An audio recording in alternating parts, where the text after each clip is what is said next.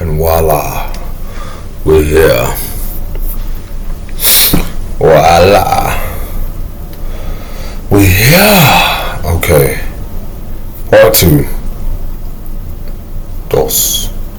Uno, dos, tres. Part two.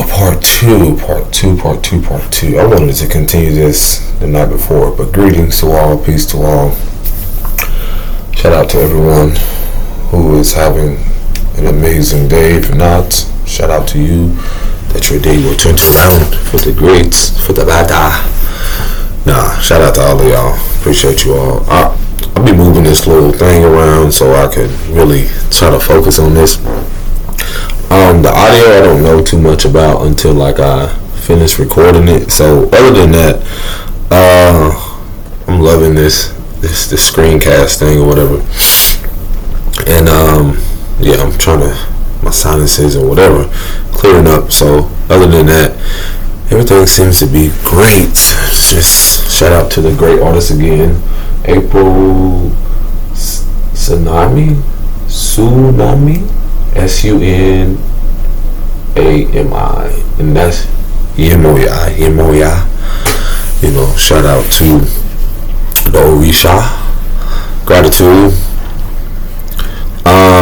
Okay, so part one I went over. I was going on this expressive roller coaster of the aspect of using the term I will be described as a millennium. So that being said, let me see, where was I at with this? Millenniums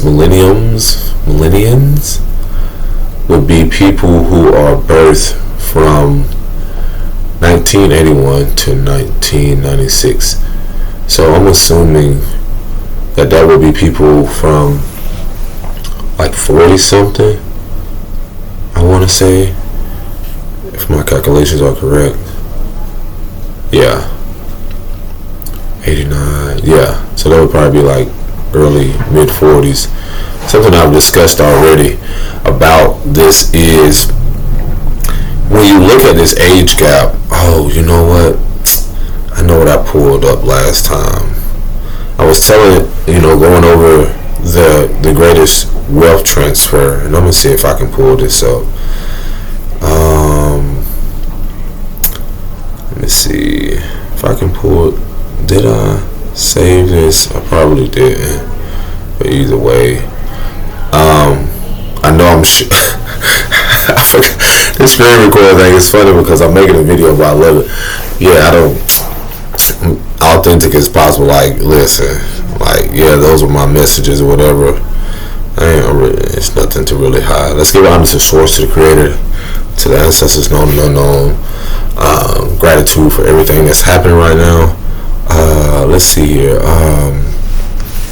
What's I looking for? Basic. Okay, this is what I'll do. Greatest, what is it? Wealth transfer in history.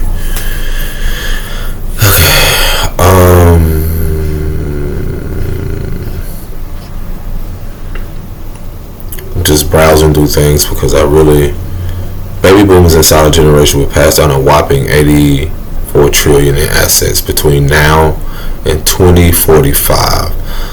Okay. It's funny, you see all these right here, right? Millennials are set to be, I don't really know where they get this information from, but I can really see and connect and see why this could be a thing or a theme, or even what I've talked about before. This is more also spiritual currency. This is also more what I share about coming back home to yourself and things ancestrally.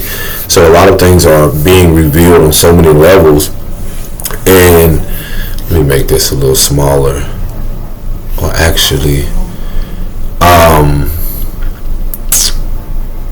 where was I? Okay, yeah, the millennium, because it was talking about what we prioritize. Okay, here it goes. So before my previous video, I was discussing this, talking about how this is one of the biggest highlights for me right now, focusing on our well-being And when I see the transfer from the fact of when you look at music, when you look at culture, when you look at a lot of things that like I really got in the uproar about when it came to when we look at our elders, whether they're boomers or baby boomers, those that, and I need to look up what actually the boomers are. What age group is that? Boomers age. Okay, so baby boomers and boomers. So hold on. Boomers age. Okay, so who are? Okay, I think they were saying baby boomers.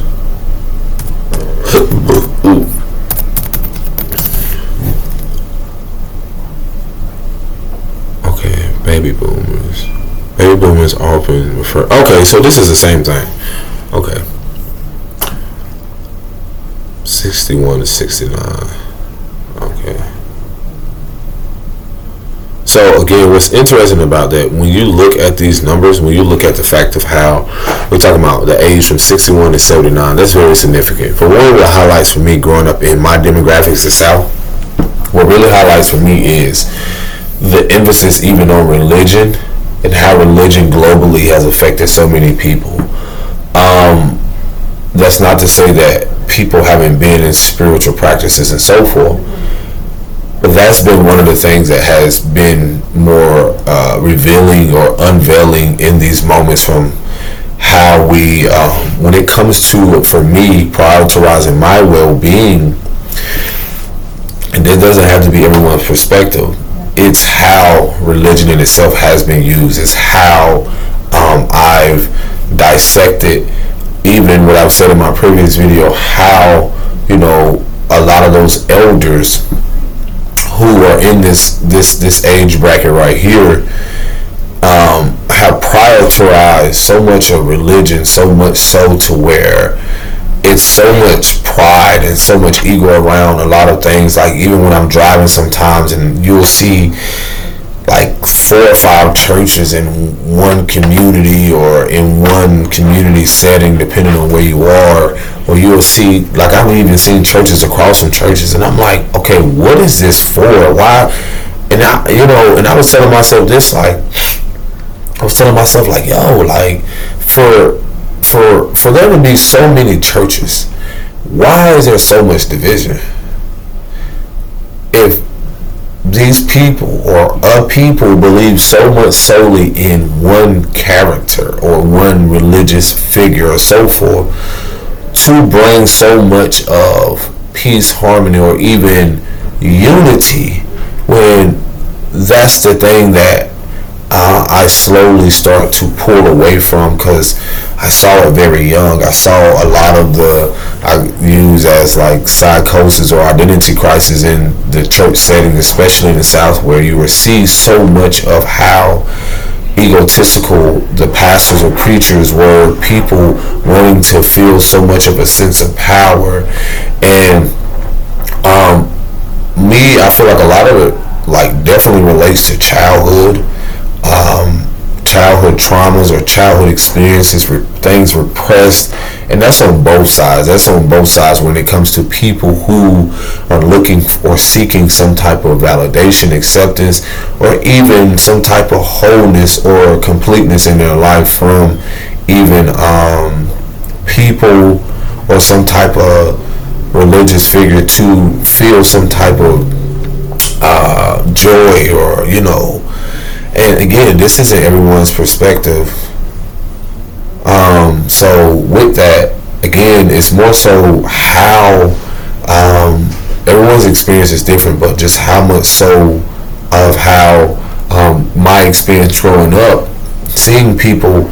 I was talking to an elder the other day that was like 50 years of age, and she was expressing to me how even her experience growing up, how her grandmother, or, you know, you don't usually hear a lot of women in what they call the pulpit or in certain areas where they are preaching, because that would be blasphemous or even attacked a lot, to where a lot of those women aren't seen to be chosen, anointed, or even or even have the power to speak in a church setting other than the man. So a lot of this stuff that even to the depths has a lot to do with power struggles, ego, and then even more so like how also with where was I getting at? Not just power struggles, but even some of the men that I connected with. They're in the past. It's so much so consumed by this character or this person rather than the depths of connecting to each other on a mental or emotional level. It's everything but that. It's everything with concerning this religious character rather than connecting on a deeper level as, from man to man or man to young boy or like a father. So again, I talk about this more on other videos, but also a huge thing that isn't really discussed in those certain demographics, especially the South, where you see a lot of people hide behind their identity even when they are preachers, pastors, or even church people and so forth, who have this bubbly personality around a preacher or a first lady or so forth, or it's almost like a stage, a role that they play when they're in these settings. And then as soon as you come home, like I was speaking to the elder, the lady, and she was like, my grandmother, will be in this position and, act so high and mighty, but then when she comes home, she speaks to everyone there nicely in the church, but comes home and abuses and verbally and physically. And a lot of us went through that. So the reason I'm speaking about this, because when you're looking at the fact of how us as millennials are prioritizing our well-being, that has a lot to do with the fact of mental health. A lot of things that I saw a post the other day when they were speaking about how a lot of our sexual traumas came from the generation before us, and most people don't talk about that.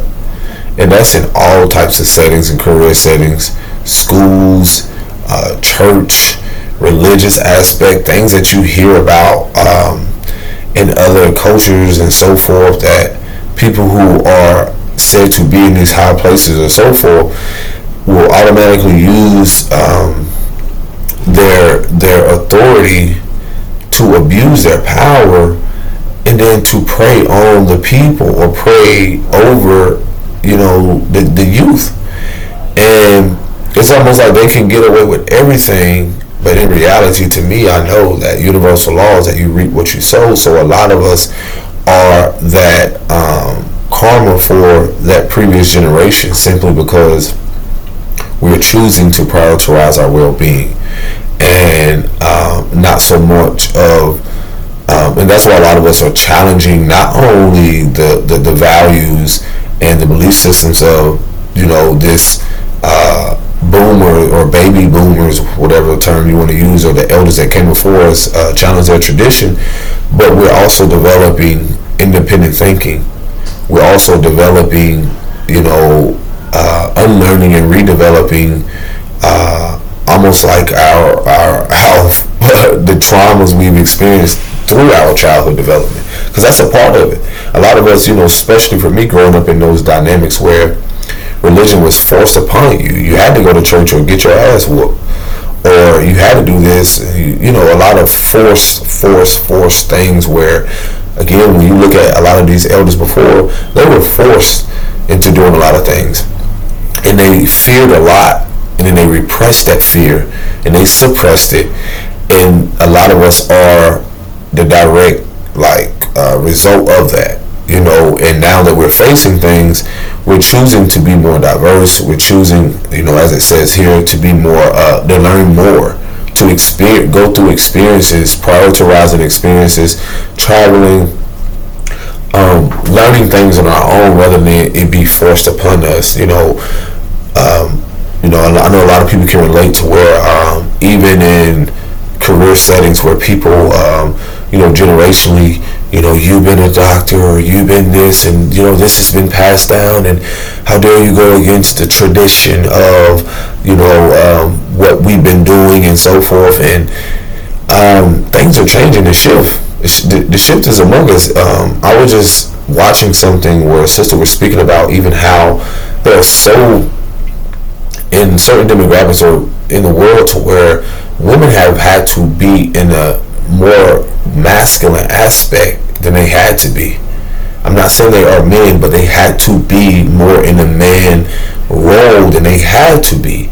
This is a lot of the baby boomers or boomers. These are a lot of the elders that I know I've spoken about before that never really got a break, never really sat down, never really had the opportunity to do the things that you see listed here that a lot of us are coming into or choosing to do, which is to prioritize their well-being and balance out that with their so-called work life.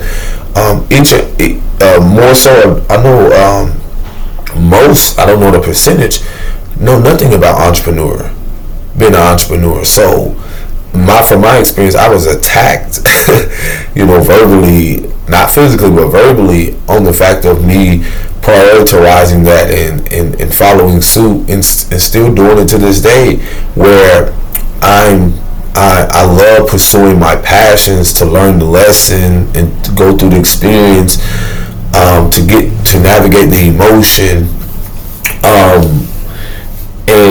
and learn to just fall and get back up, and due to a bigger theme is that a lot of those boomers or the elders before us, by them not prioritizing their well-being, you see a lot of them in the systems of how things were medically, school, and so forth. A lot of their bodies is taking a toll on a lot of the grandmothers and great grandmothers and so forth. It's taking a lot of toll even on their elders before them. And you will hear a lot of emphasis on, back in our day, I was just talking to two elders, and they was telling me how their grandmother and mama and them used to, wasn't no sleeping in. I'm like, what the fuck you mean wasn't no sleeping in? So again, there was no emphasis on prioritizing our well-being and resting. They were speaking to me even about how, and these are definitely 60s, 70s, and a lot of them are still currently, it's like how they came in is how they're going out. A lot of them are still currently working, and literally, they will use that term, working themselves to death. They're literally doing it, and it's wild to see. And they were telling me how, like, their grandmother, they were telling me exactly how they would get whoopings. They was talking about how, like, certain paddles or certain I'm about to say trinkets, but it ain't nothing like funny about it. How they would put holes or something in when they used to get whooped, or switches. And do you know what that is? It's not what they talk about now, like a weapon. I'm talking about, but this was, I experienced switches. This was your grandma go get a tree, go not near a tree, but a bush or something, and she'd get one that's real tight. I mean, real stiff, and then, loose at the end. That was intentional. So when you get whooped with that switch, it curled around, it hit you, then it curled around, and whoosh, it was like almost like a, what do you call those things? Like it's basically like a blueprint, or some they call like symbolism, and even a whip. So a lot of things, it's like, it amazes me how people suppress and repress the trauma so much so that we ignore the fact of the abuse that has taken place generationally. And it's not just a physical aspect, it's also an emotional aspect, to where a lot of our mothers and those fathers never got an opportunity, not just to rest, but how much they were manipulated into believing to work so much and so hard and so much so towards obtaining a home, and then they pressure us into, well, this is what you gotta do, we didn't have this and we didn't have, and I'm like, even the generation before y'all didn't have what you had, so they had to do something different, and then your storyline is not ours.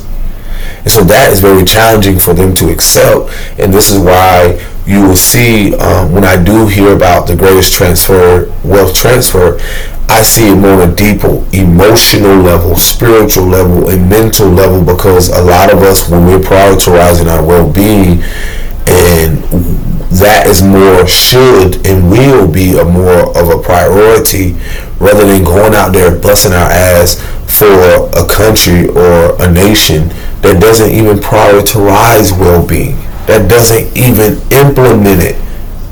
And even when they're trying to do it in a sense of, like, I've seen it try to manipulate the masses or people to believe like, oh, this is more important, but you still have the push of so much things medically to where that doesn't do anything but dope people up, allegedly. But anywho, this is that generation of people who didn't know anything but to go and run to the hospital.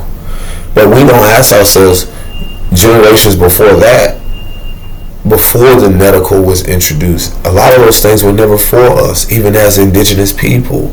And that's why a lot of us, when focusing on our well-being, there's a highlight around the natural, some may say the holistic practices or natural medicines or natural remedies, things that are resurfacing with your meditation. And I mean in a genuine way, not how it's trying to be more focused on the monetary or the money and so forth and getting things from that, but it's from a genuine place to see people really focus on where their blockages are, where things are happening. And so that goes back again from the generational wealth transfer. It has a lot to do with blockages, has a lot to do with stability. And that's why, again, let me highlight this right here when it talks about for us as millennials, where is it at? This is going through more experience, and this right here says, often due to many millennials prioritize experience and travel over traditional milestones like marriage, home ownership, and often due to financial constraints. Again, that right there I spoke previously about how and why a lot of those financial constraints, because of who and what is not so much handling the money, but also when it comes to the depths of those who have experienced like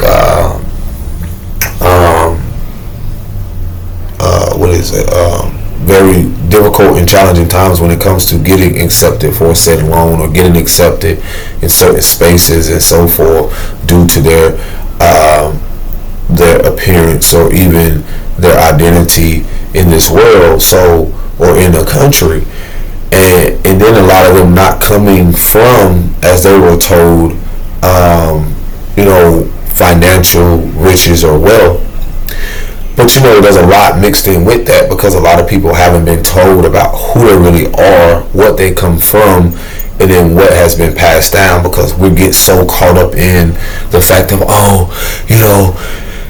the modern day men and modern day women, that you got to have all this together. And deep down, a lot of those people, they can look like they have it together on the surface, and that's the norm.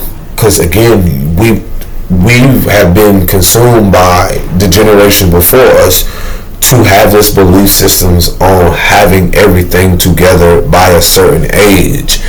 You have to go to school, you have to go to college, you have to go this and that, and then depending on who you are, there aren't details, there are things left out so much when it comes to people learning about certain credits or certain opportunities.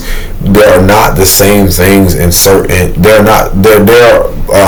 resources are not the same in certain areas. We know that, demographically speaking. And not to mention when it comes to certain things as fishing for a certain persons or people, when it comes to it trying to support certain sports or certain gladiatorial behavior, what is it, certain things like that to support the image that has been embedded only specifically for people who look a certain way, only for them to This image on how a darker man or a darker woman is supposed to be, or how they are deemed a success. And who has given us that? Who has given us the idea what that is? And it's just as much as we protect the dollar and we protect a celebrity, or we protect certain people, whether they're political. Why isn't that so much emphasis on protecting the children, and also people who have been devalued and dehumanized so much so in these countries in present day? So there's a lot to go around with the fact of, again, a lot of us are choosing to pursue things in a different way because we're recognizing the bullshit. We're recognizing the shit that we've been in, and also that a lot of our elders have kept us in due to their resistance of wanting to evolve past whether a poverty mindset, wanting to evolve past the demographics of them living in certain places, or operating low at a low vibration or frequency, or even just using excuses and using a narrative of what someone else has given them rather than independent thinking.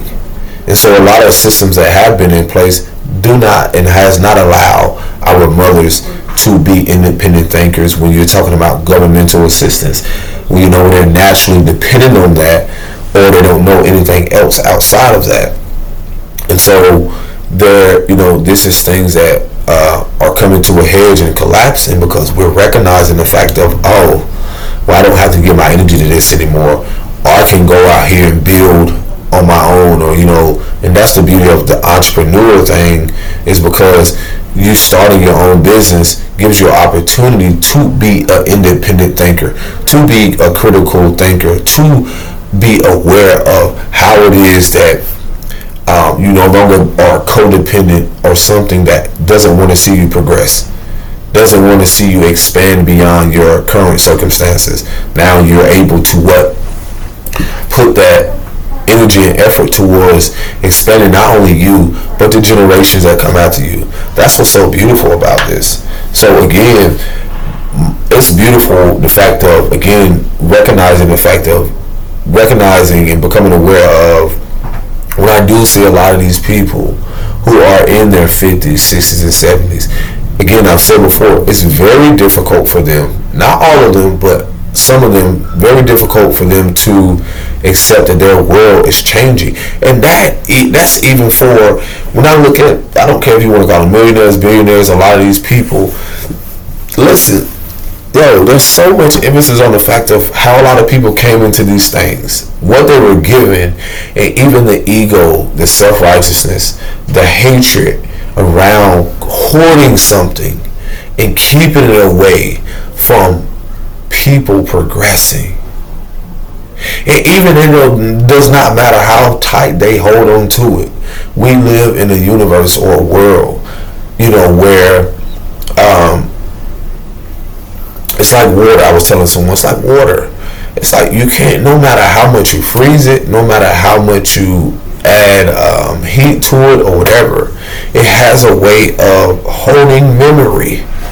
So the beauty of this, when I see the transfer in wealth, is that you're talking about the memories of the women, the mothers, the children, of people on the land who were unalived, who were slaughtered. That energy in itself, that spirit, never truly going away. So it's like asking me to forget about the fact of what has happened, and then now to move forward as if it never happened. And that's wild, because when I focus more on my well-being, I tap into the ancestral aspect of what my ancestors went through, the elders. And I have to pay attention to those elders who did not prioritize their well-being, who did not uphold their spiritual well-being, hygiene, and how that trickles down to and connects to their mental, emotional, and physical state. So why would I believe a system or people who's come along and try to educate me not to be an independent thinker, not to think for myself, not to be self-sufficient, not to be self-reliant and so forth, as if that's not what the others that have come into, not all, but some that have came into who they are through their maybe entrepreneur endeavors. Why isn't that more of a priority for our kids to learn to be more self-sufficient, to think for themselves, instead of it being, you seeing the system crash now on how through capitalism and control, keeping them in a said box or entertaining them, trying to contain, their energy and make it seem as if they're less valuable or dehumanize who they are just because of where they are demographically, and more so try to call it the hood, basically cover them up as if they don't matter. But what a lot of people wanted to ignore is that a lot of those boomers or baby boomers who, through their warlike and violent behaviors, abuse their power through use their firepower to consume areas, to migrate, as if migrate sounds more, use the term migrate as if it, sounds more ease, but not really highlight the violent aspect of how things came to be. And so I always speak on even divine retribution, or the retribution of, let's say, a darker man or a darker woman who knowingly know what they've experienced from the hands of people of different shades, not just shades of people who are lighter, but different hues of people who knowingly have done this, kept their hands out of the mix, but threw their stones and hid their hands. So I always remind people, like, there are people of different shades outside of the color that internalize a hatred, internalize things that have nothing to do with you. But if they can do anything to not want you to progress, that's why color don't make you kin. You're talking about, again, I know a lot of us have dealt with people who, elders or certain people in the family, where you've had betrayals happen, and this house was supposed to go here and keep things going, or you had people who would come into certain things and they did not want to support the family or do certain things, and because of favoritism, because of jealousy, because of envy and so forth. And my reminder to a lot of you, just as I had to accept, along with being not just a millennium but a generational curse breaker or a cycle breaker, is knowing that I'm here to do something different. I'm here to shake shit up. I'm here to prioritize these very things you see here, if not most, but all of them, because that's what being a bridge is. And so again, a lot of us, there will be challenging moments, because a lot of you are here to see exactly what it is that I'm giving you actuality, so you can come back home to yourself, not stay in homes where you're not appreciated, not to stay in countries where you're not celebrated and appreciated. Because let's be real, the climate of what you see today, when you look at even the age of certain politicians, when you look at a lot of things that or who are set in place, it's all divinely orchestrated, because a lot of them represent that energy of what? Some of these politicians, if not 80%, I'm going to just assume 70-80%, or even people in the communities, these are people. There are right here, there are like 60s and 70s and stuff. So I'm sitting back like, oh wow, this is so aligned, because the energy that they hold, this is not a generation that had a lot of compassion. Let's be real. Because you're talking about a generation, did I read into this? Parents and grandparents, baby boom. Okay. This is not a lot of generations that had an opportunity, because when you focus on your well-being, you learn to have compassion for yourself. And a lot of them have more passion towards their careers, and that's what you see in a lot of parents and grandparents. They're so passionate towards you being more successful, or stability and chasing the money or focusing on this rather than compassion for people. And this is where the Divine Mother comes in and the feminine energy comes into play, where you talk about feminine principles, things that we go inward to see ourselves. And that's why the mother and the grandparents, the mothers and the children are so vital, because if we're talking about a generation of, boomers or baby boomers who didn't have an opportunity to be compassionate for themselves. We're talking about, especially in the climate of what you call America or modern day, where the origins of this country of, whether darker people or, and, people of different shades or different hues. Let's be real here. I'm not going to sit here and say, oh, most of the women that are lighter shade was of Irish descent, whatever nationality, Irish or whatever, lighter shade. I'm not going to sit here and be like, oh, most of them are compassionate people. Absolutely not. Absolutely not. And it's not faulting them. It's that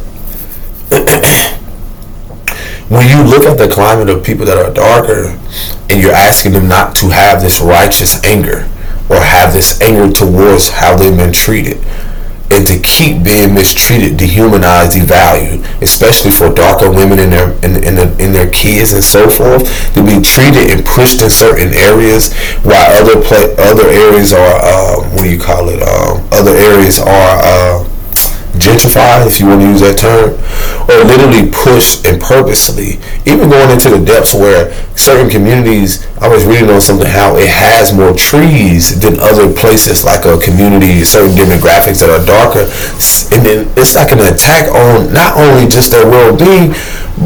We're talking about spiritual well-being in their nervous system when it comes to the fact of having more trees is having more oxygen and having more shade. Like, I read up on it, that just blew my mind. I know I just went out somewhere, but that I was like, that made so much sense.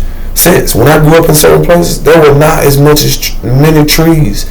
I moved places where the certain demographics are different, or certain people or lighter shade. They have more trees and they have more shade, and it's like, wow, because I'm saying, like, where's the purpose of that? And I've noticed also too, certain demographics, there's if you want to call it the trenches, the hood or whatever, they're forced in apartment settings, and they have rooms, while you will see certain demographics have homes with more rooms.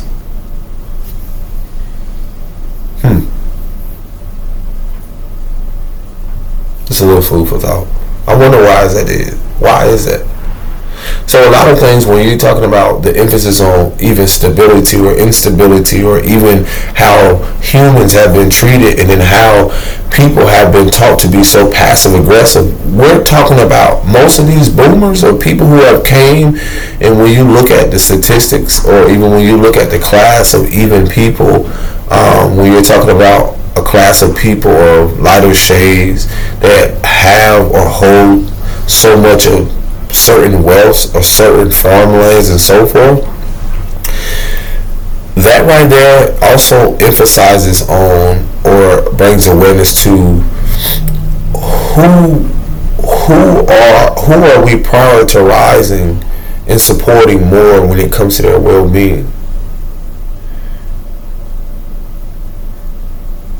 Why, like, when you see the people who are buying the food, but then you're seeing people who are creating it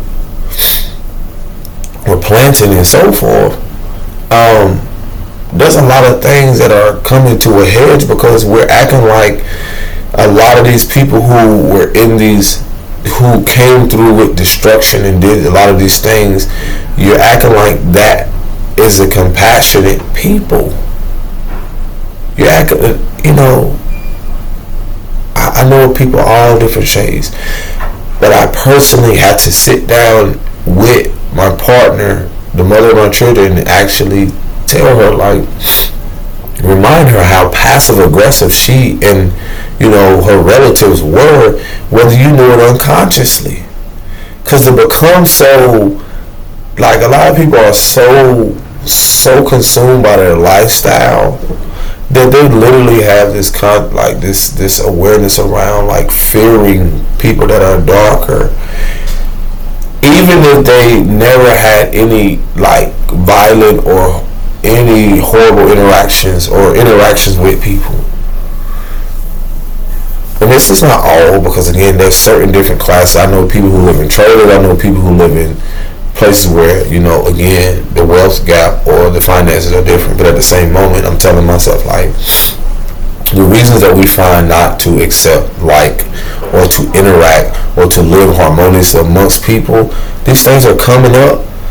When I look at focus and well-being right here, let me go back to this. When I look at focus and well-being for us, I'm not going to not see that, you know, bring a highlight around what the fuck or why isn't my well-being when it comes to a dysregulated nervous system. I also realize that there are people that have a lighter shade who also have a dysregulated nervous system, who have been in wars and have developed what they call PTSD, or have came into things ancestrally where they have laid and repressed things dormant, or they have repressed it and suppressed it through their so-called accomplishments or success on the surface, or coming into and building in their communities so much of keeping people out that don't look like them, and being so passively aggressive to where